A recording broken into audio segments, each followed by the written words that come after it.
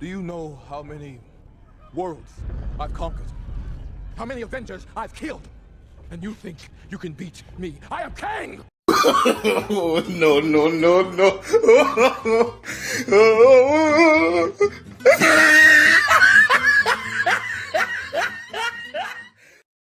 While Kang was a disappointment, the Marvel Cinematic Universe's next big bad ended up being a total chump.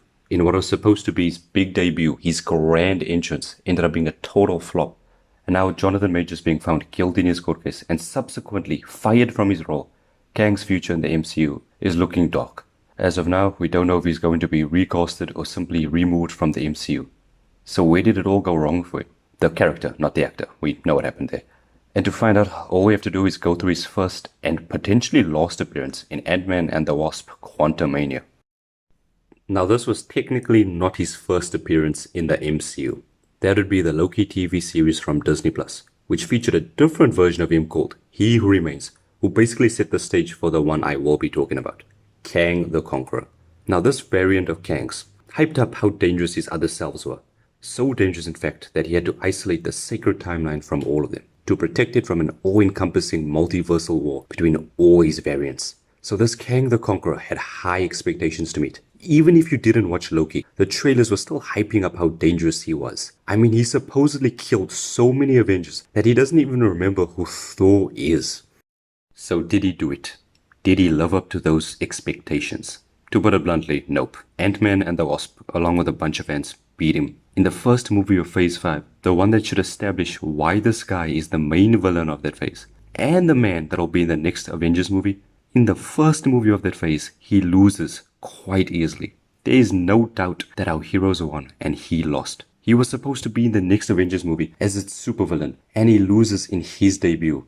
At least Thanos just sat in his chair doing nothing and not embarrassing himself before he showed up in Infinity War and stole the show. How am I supposed to take Kang as a serious threat when he can't even beat Ant-Man?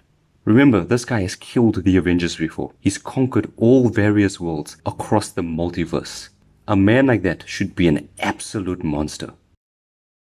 That is an Avengers level threat. But he's not. He's not an Avengers level threat. He's a joke. All this mystique, all the threats, all the hype, just to lose. If the plan was to establish Kang as a looming threat that all the heroes would have to band together to defeat in the next Avengers movie, then they failed.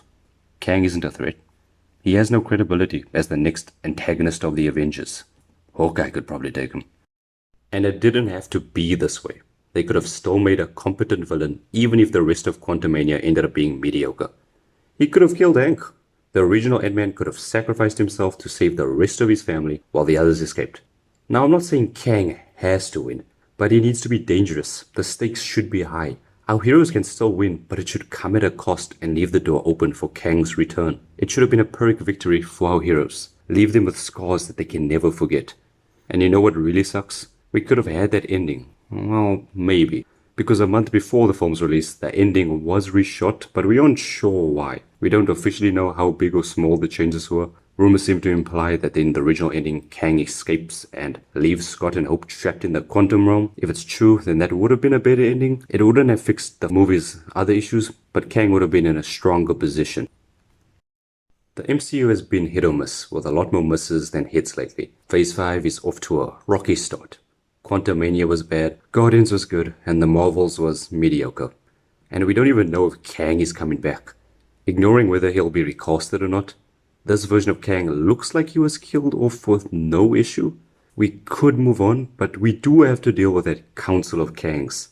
Not that I'm worried about them. They were scared of the Kang the Conqueror, the guy Ant-Man beat.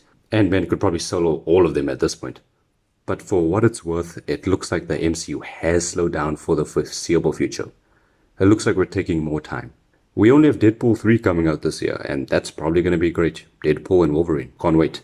So maybe things will get better before they get worse.